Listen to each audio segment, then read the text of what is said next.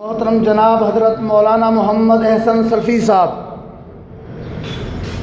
اب میں دعوت خطاب دے رہا ہوں اس شخصیت کو، اس مرد مجاہد کو جس نے پاکستان کے ایوان بالا سینٹ میں جب دشمن اسلام نے، دشمن رسول نے مسلمانوں کے GHQ ختم نبوت پر حملہ کرنے کی کوشش کی اور چوری کرنے کی کوشش کی، تو اس مرد کلندر نے، مرد مجاہد نے اس حملے کو ناکام کیا اور ان کی چوری کو پکڑ کر قوم کے سامنے عیاں کر دیا کہ یاد رکھو، دشمن اسلام یہ سمجھ رہا تھا، دشمن رسول یہ سمجھ رہا تھا کہ قائد ملت اسلامیہ مولانا فضل الرحمان صاحب اسمبلی میں موجود نہیں ہیں، وہ ملک سے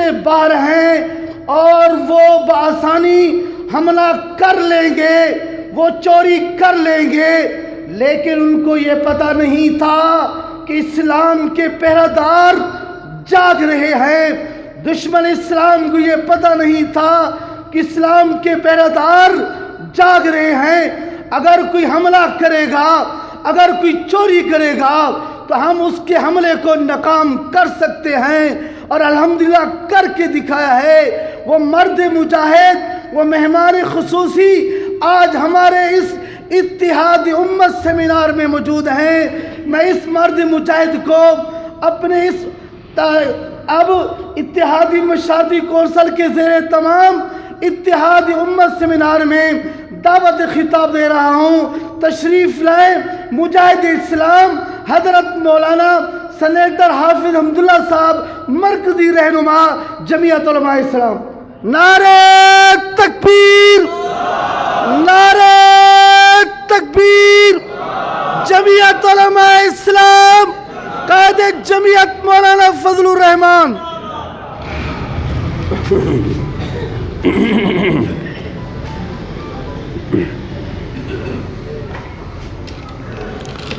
بسم اللہ الرحمن الرحیم۔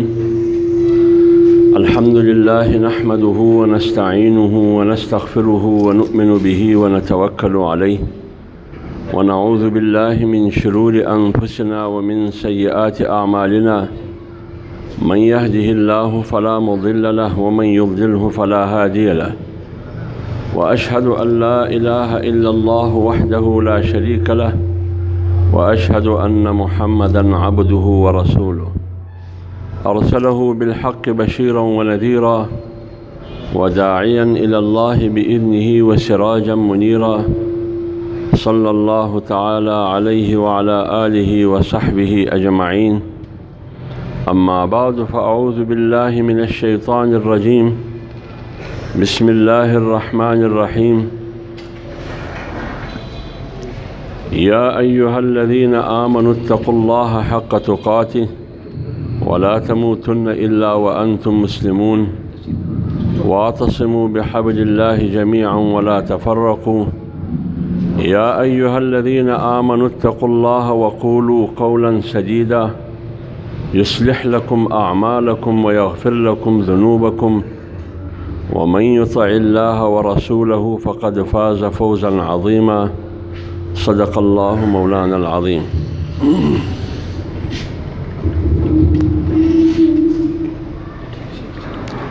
آج کے اس پروقار تقریب کے منتظمین کا شکریہ ادا کرتا ہوں کہ اتحاد امت مسلمہ کے نام سے آج کے کانفرنس کا انعقاد کیا ہے، جو کہ وقت کا تقاضا ہے، لہٰذا میں شکریہ کے ساتھ اس تقریب کے انعقاد پر تمام دوستوں کو مبارکباد پیش کرتا ہوں۔ دعا کرتا ہوں کہ اللہ تعالیٰ اس اجتماع کو واقعی وحدت امت مسلمہ کا کے اتحاد کا ذریعہ بنا ہے۔ میرے خیال میں مجھ سے پہلے آج سے تقریباً 4 مہینے پہلے اسی قسم کا غالباً وحدت کے نام سے ایک تقریب منعقد ہوئی۔ اس کا مہمان خاص امام سیاست، بصیرت کا پہچان اور علامت،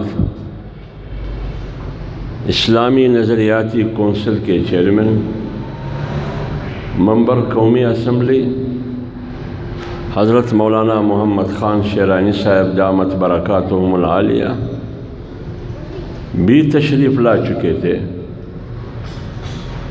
لیکن یہ اس کاوش کا تسلسل ہے، اور انہوں نے ہمیشہ وحدت امت مسلمہ تو کیا، وہ وحدت انسانیت کی بات کرتا ہے، وہ وحدت انسانیت کی بات کرتا ہے، اور اس کی اس وحدت انسانیت کی دعوت کو ان لوگوں نے جس کو دنیا کی سیاست کا نشیب و فراز کا پتہ نہیں، وحدت ادیان کا نام دیا، جس کی بنیاد پر ان کی سیاسی دینی شخصیت کو نقصان پہنچانے کے لیے وحدت انسانیت کو وحدت الادیان قرار دے کر ان سے نفرت کرنا شروع کیا۔ آج وہ تمام قوتیں، وہ تمام اذہان اس پر سوچ رہے ہیں، بلکہ کام کر رہے ہیں، بول پڑے کہ وحدت امت کافی نہیں ہے، وحدت انسانیت کی ضرورت ہے۔ تو اس لیے اس عظیم ایجنڈے کی طرف توجہ دلانے میں حضرت مولانا محمد خان شیرانی صاحب کا ایک بہت بڑی کاوش ہے۔ ہمیں یاد ہے جب بلوچستان کے حد تک اس زمانے میں جب فرقواریت زوروں پر تھی اور ایک دوسرے کو ببانگ دہل چوکوں اور چوراہوں، منبر اور محراب سے ایک فرقہ دوسرے کو، ایک مسلک دوسرے کو کافر قرار دیتے تھے، اس وقت بھی جمعیت علماء اسلام بلوچستان نے مولانا محمد خان شیرانی صاحب کی قیادت میں ایک متحدہ پلیٹ فارم بنائی،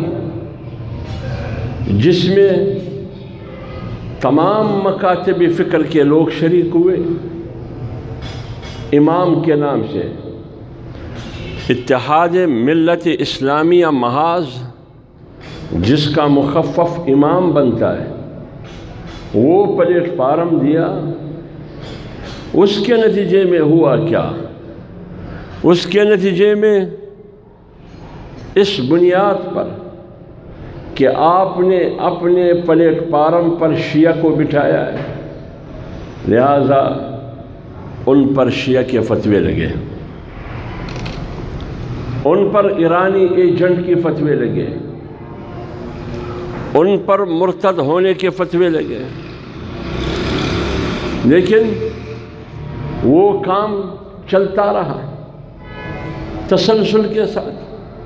اس ایمان کی برکت پر یہ ہوئی کہ متحدہ مجلس عمل بنا، وہی تنظیمیں جو ایک دوسرے کو کافر قرار دیتے تھے، جو امام کی صورت میں بلوچستان میں ایک پلیٹ فارم پر مولانا شیرانی صاحب نے تشکیل دے کر ان کی سرپرستی میں وجود پائی، وہ نتیجہ اس پر ختم ہوتا ہے کہ متحدہ مجلس عمل وجود میں آتا ہے، پھر کسی کے خلاف نہ کفر کا فتویٰ لگا، نہ زندیق کا فتویٰ لگا، نہ مرتد کا فتویٰ لگا، نہ شیعہ کا فتویٰ لگا۔ آج ہر طرف سے آوازیں آ رہی ہیں کہ وحدت امت مسلمہ ہونی چاہیے۔ ہر مسلک، ہر فرقہ منبر اور محراب سے، کانفرنسز اور سیمینارز کے ذریعے یہی ایک نعرہ لگاتے ہیں کہ یہ لڑائی جو ہم آپس میں لڑ رہے ہیں یہ ہمارے فائدے میں نہیں ہے، یہ دشمن کے فائدے میں ہے۔ سب سے پہلی دفعہ سن 1990 کی دہائی میں غالباً ہم پڑھتے تھے، یہی مولانا شیرانی صاحب تھے جنہوں نے اس ملک میں ان تمام مسلح کارندوں کو غیروں کا اعلی کار قرار دیا جو اسلحے کے ذریعے دین کی نفاذ چاہتے تھے۔ جمعیت علماء اسلام بلوچستان نے مولانا شیرانی صاحب کی صدارت اور امارت میں یہ فیصلہ کیا کہ ہم اسلحے اور مسلح سیاست پر یقین نہیں رکھتے۔ آج 1821 علماء فتویٰ دیتے ہیں کہ ہم مسلح سیاست سے بیزاری کا اعلان کرتے ہیں۔ کیوں؟ آج پتہ چلا کہ یہ سیاست دشمن کے فائدے میں ہے، ہمارے مسالک کے فائدے میں یہ نہیں ہے۔ 90 میں سرکولر جاری کیا جاتا ہے، آج 2018 میں لگ بھگ 2000 علماء اجتماعی طور پر ایک قومی بیانیہ دیتا ہے کہ ہم مسلح جدوجہد اور مسلح سیاست سے بیزاری کا اعلان کرتے ہیں۔ اور پھر آپ 90 سے لے کر 2017 تک تاریخ بھی پڑھیں، تاریخ میں آپ کو بہت سی چیزیں نظر آئیں گی۔ آپ کا آج کا فتویٰ بھی سامنے رکھے، تاریخ بھی سامنے رکھے، آپ کو بہت سی چیزیں تضادات نظر آئیں گی۔ لہٰذا ہمیں یہ کرنا چاہیے، دنیا کی سیاست پر نظر رکھے، اور پاکستان جس کا نام اسلامی جمہوریہ پاکستان ہے،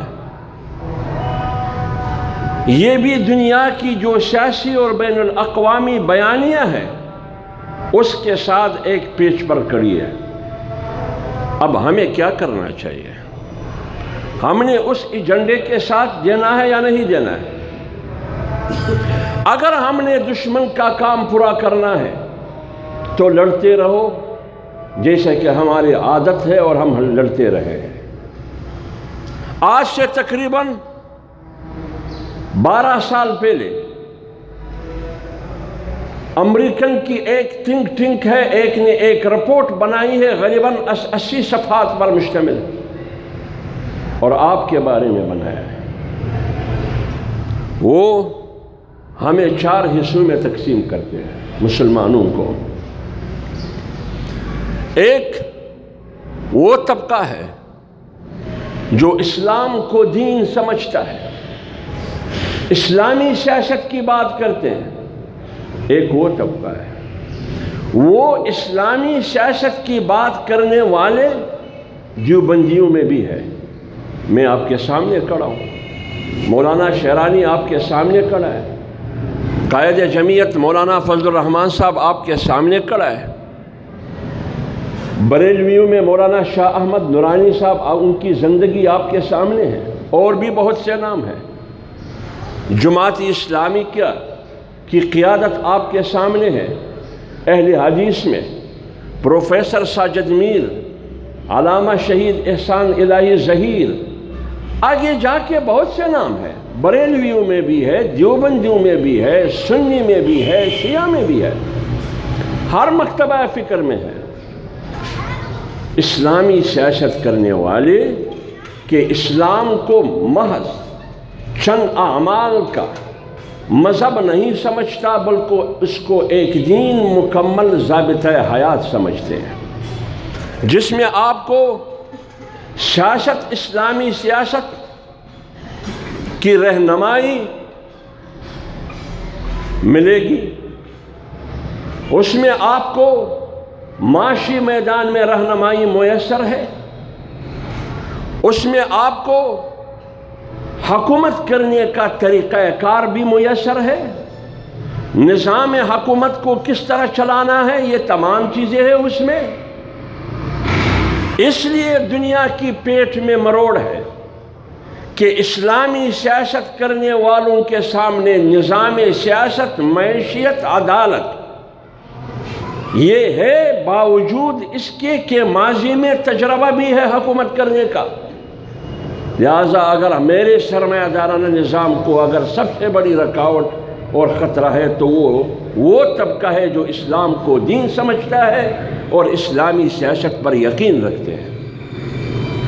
اس لیے اس رپورٹ میں کہا گیا ہے کہ جو اسلامی سیاست کرنے والے ہیں، جس طبقے سے ان کا تعلق ہو، یہ دشمن نمبر 1 ہے، یہ دشمن نمبر 1 ہے۔ اب اس قوت کے سامنے اگر ہم نے اسلامی سیاست کی ایجنڈے کو سامنے رکھتے ہوئے لڑنا ہے، سیاسی طریقے سے، دلیل اور دعوت کے ذریعے سے لڑنا ہے، تو پھر ہمیں ایک پلیٹ فارم پر متحد ہونا ہوگا۔ بغیر وحدت اجتماعی کے آپ کچھ بھی نہیں کر سکتے۔ دوسری انہوں نے کہا کہ روایتی مسلمان ہیں۔ اب اسلامی سیاست کرنے والے مسلمان میں وہ مولوی بھی شامل ہیں جو سیاست پر یقین رکھتا ہے، روایتی مسلمان میں وہ مولوی بھی شامل ہے کہ میرا کام صرف جمعے کا خطبہ ہے، وہ بریلوی میں بھی ہے، وہ دیوبندی میں بھی ہے، وہ اہل حدیث میں بھی ہے کہ بھائی میری ذمہ داری صرف اور صرف یہ ہے کہ جمعے کا خطبہ، 5 وقت کی امامت، میت کو غسل، جنازے کی نماز پڑھانا، بچے کی کان میں آذان دینا، چہلم بنانا، یہ ہے میری ذمہ داریوں میں۔ باقی ریاست میں کیا ہوتا ہے، کیا قانون سازی ہوتی ہے، اس ریاست میں جس کا نام اسلامی جمہوریہ پاکستان ہے، اس سے میرا کوئی سروکار نہیں ہے۔ یہ ہے روایتی مولوی اور روایتی مسلمان، وہ کہتے ہیں کہ یہ بھی دوست نہیں ہے، یہ دشمن نمبر 2 ہے۔ اب آپ بتائیں اور کام کیا کرنا ہے؟ کہتے ہیں کہ ان دو کو آپس میں قریب نہیں آنے دینا، قریب نہیں آنے دینا۔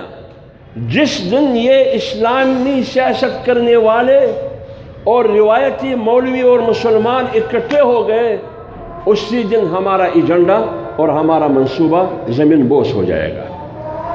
اس کو لڑاؤ آپس میں، اس کو الجھاؤ آپس میں، یہاں تک لڑاؤ کہ جو کام ہم نے کرنا ہے وہ خود کرے، ایک دوسرے کے خلاف کفر کے فتویٰ دے، ایک دوسرے کو واجب القتل قرار دے، گلیوں اور کچوں اور محرابوں سے خون کی بو آئے، لاشیں نکلے، تاکہ نتیجے میں اسلام بدنام ہو، کیونکہ دیوبندی بھی اسلام کے نام پر کرتا ہے، نتیجے میں بریلوی بھی اسلام کے نام پر کرتا ہے، شیعہ بھی اسلام کے نام پر کرتا ہے، اہل حدیث بھی اسلام کے نام پر کرتا ہے۔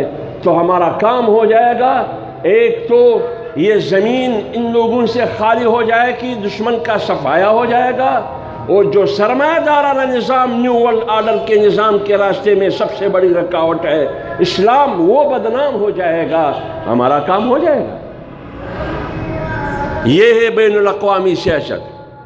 ہم ادھر اندر جھگڑوں میں پڑے ہوئے، یہ حیاتی ہے، یہ مماتی ہے، یہ دیوبندی ہے، یہ بریلوی ہے، یہ شیعہ ہے، یہ سنی ہے، یہ مقلد ہے، یہ غیر مقلد ہے، یہ صوفی کا اسلام ہے، یہ بریلوی کا اسلام، یہ اہل حدیث کا اسلام ہے، یہ صوفی کا اسلام ہے، یہ سلفی کا اسلام ہے، یہ بریلوی کا اسلام ہے، یہ دیوبندی کا اسلام ہے، یہ حیاتی کا اسلام ہے، یہ مماتی کا اسلام ہے۔ لیکن جب ٹرمپ اور بش کا اسلام آئے گا تو سب کو مارے گا۔ اب آپ کی مرضی ہے، اپنے داڑھی کسی اور کے حوالے کرنا ہے، اپنے پگڑی کو دشمن کے حوالے کرنا ہے، یا اس کی تحفظ کرنی ہے۔ یہ فیصلہ ہم نے کرنا ہوگا، دونوں نہیں بچیں گے۔ اور نمبر 3، وہ مسلمان ہے جو اپنے آپ کو جدید مسلمان کہتے ہیں۔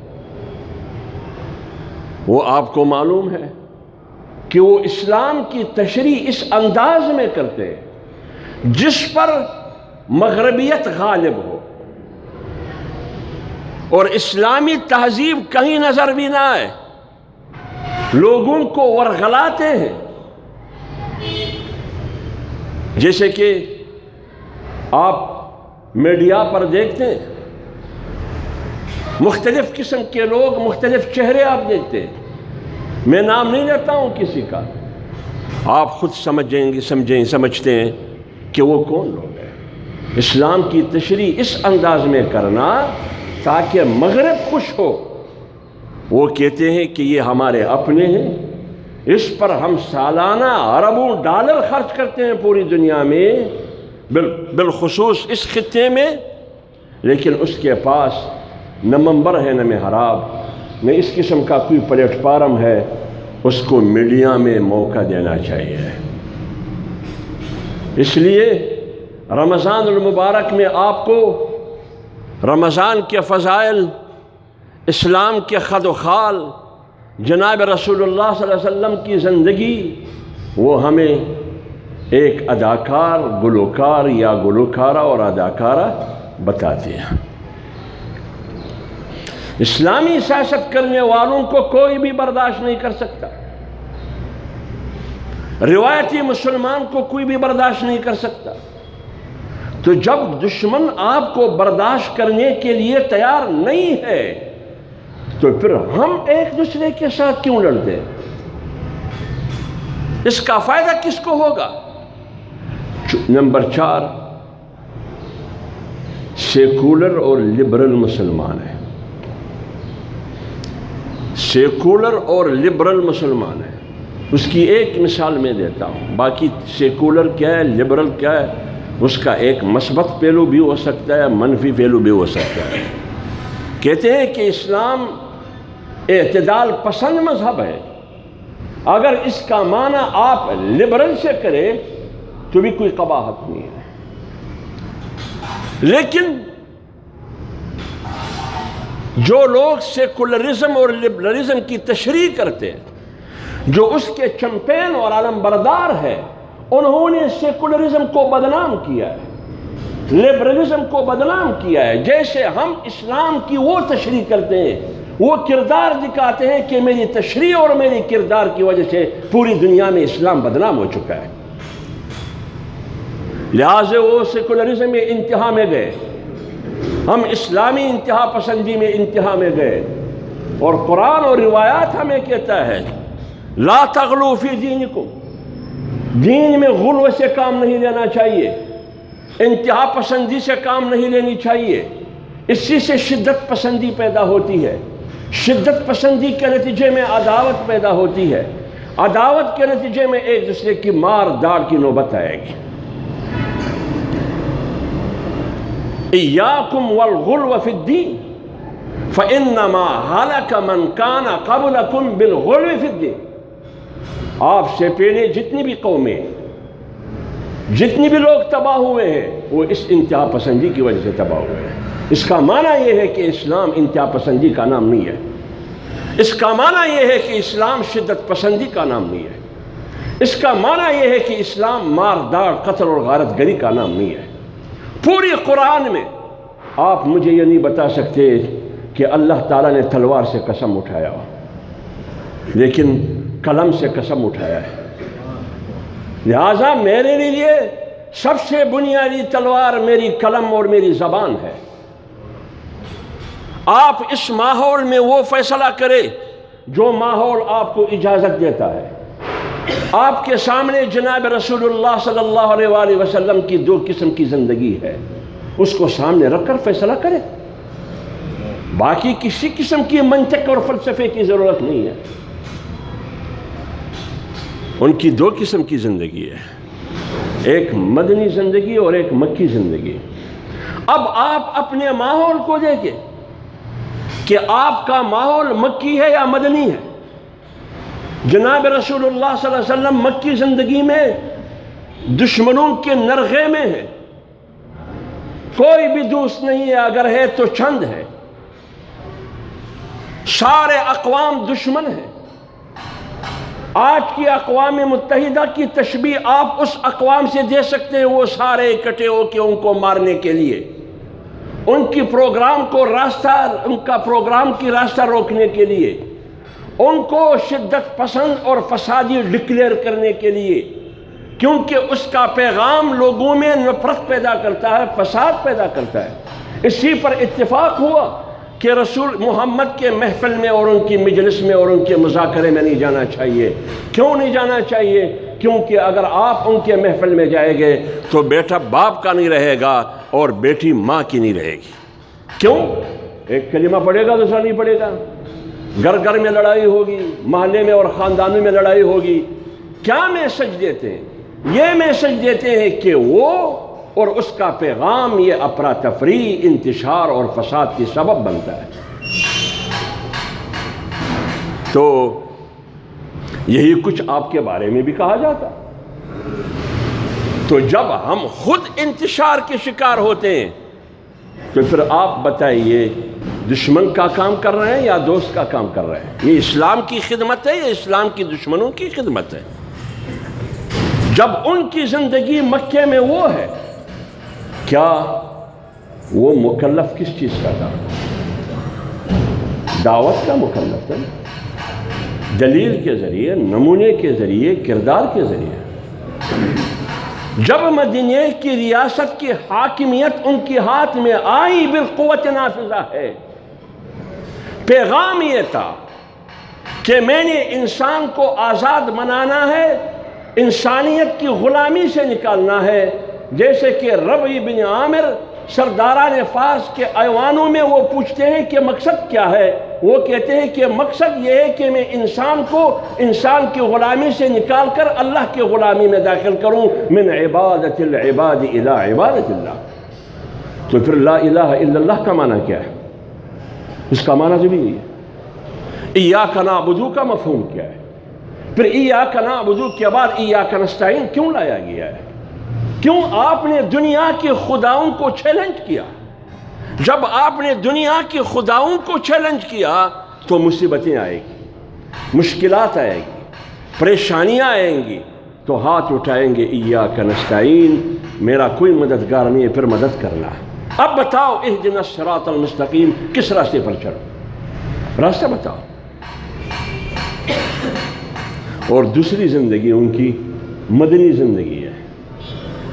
آپ بتائیں آج کا اقوام متحدہ جس میں 200 کے قریب ممالک ہے، یہ آپ کے خلاف ہے یا آپ کے ساتھ ہے؟ ہاں خلاف ہے نا؟ تو پھر آپ کیا ہے؟ 57 مسلمان ممالک ہے، اسلامی نہیں مسلمان۔ 57 اسلامی ملک اس کو کہا جاتا ہے جہاں مکمل اسلامی نظام ہو، اس کو اسلامی کہا جاتا ہے۔ 57 مسلم ممالک ہے، اور جتنے بھی حکمران مسلم ممالک کے ہیں سارے کے سارے منافق ہیں۔ لا تطع الکافرین والمنافقین ودع اذاہم وتوکل علی اللہ وکفی باللہ وکیلا۔ یا ایھا النبی جاہد الکفار والمنافقین ولا تطع اکثر من فی الارض یضلوک عن سبیل اللہ۔ یہ تباہی کا سامان ہے۔ یہ سارے دشمن کے ساتھ بیٹھ کے آپ کی تباہی اور بربادی، امت مسلمہ کی تباہی اور بربادی، اسلام کی تباہی اور بربادی کی قوانین بنا رہے ہیں۔ اور آپ کے اسلام آباد کی ایوانوں میں بھی یہی کچھ ہو رہا ہے۔ اگر یہ مولوی نہ ہوتا، اگر یہ چند مولوی نہ ہوتے، یہاں بھی اسلام کی تباہی و بربادی کے قوانین بن رہے ہوتے۔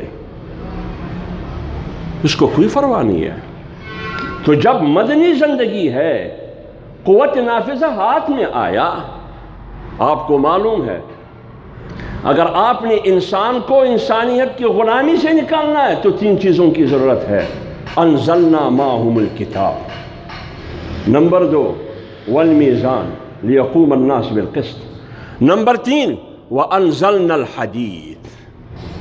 کتاب دستور ہے، میزان عدل اور انصاف کا پیمانہ ہے، وانزلنا الحدید یہ قوت نافذہ ہے۔ هو الذي ارسل رسوله بالهدى ودين الحق ليظهره على الدين كله، تمام ادیان پر دین غالب ہونے کے لیے قوت نافذہ کا ہونا ضروری ہے۔ تو لہٰذا آپ مجھے بتائیں کہ پوری اقوام متحدہ آپ کے خلاف ہے، ان کی وسائل، ان کی دولت، ان کا سرمایہ، ان کی تھنک ٹینک آپ کے خلاف کام کر رہے ہیں، یہاں تک خلاف کام کر رہے ہیں کہ جتنی بھی ممالک ہیں مسلم ممالک میں وہاں لڑائی ہے، مسلمان مسلمان سے لڑ رہا ہے، مسلمان مسلمان کو مار رہا ہے، لیکن ہم خوش ہیں۔ آج ہم رونا روتے ہیں کہ بیت المقدس مقبوضہ کیوں ہے، اس پر قبضہ کیوں ہے، اسرائیل نے کیوں قبضہ کیا۔ یہی 2 مولوی نے فتویٰ دیا۔ ایک مولوی نے کہا کہ یہودیوں کو زمین مت فروخت کرو، ایک مولوی نے کہا کہ زمین مت دو یہودیوں کو، یہ مصیبت بنے گی۔ دوسرے مولوی نے، بر صغیر کے مولوی نے کہا، اس نے کہا کہ زمین دو۔ عرب مولوی نے کہا کہ زمین دو، بائع مشتری مبیع ثمن سارے ارکان بے و شراء موجود ہے، لیکن بر صغیر کے مولوی نے کہا کہ نہیں دینا، مستقبل میں آپ کے لیے مصیبت بنے گی۔ دیا گیا۔ اب اپنے پاؤں پہ کلاڑی مارنا یہ مسلمان نے خود کیا یا نہیں کیا؟ پھر اس کے بعد عراق مضبوط عراق تھا، لیبیا مضبوط لیبیا تھی، مصر جمال اور انور سادات کی صورت میں مضبوط مصر تھا، اور وہ اسرائیل کا راستہ روک سکتا تھا، لیکن اس کو کمزور کس نے کیا اور اسرائیل کو مضبوط کس نے کیا؟ کیا عراق کے مارنے کے لیے پوری کفر تمام مسلمان ممالک ان کی چھتری میں عراق کو مارنے کے لیے ایک تھے یا نہیں تھے؟ عراق کو تہس نہس کر دیا،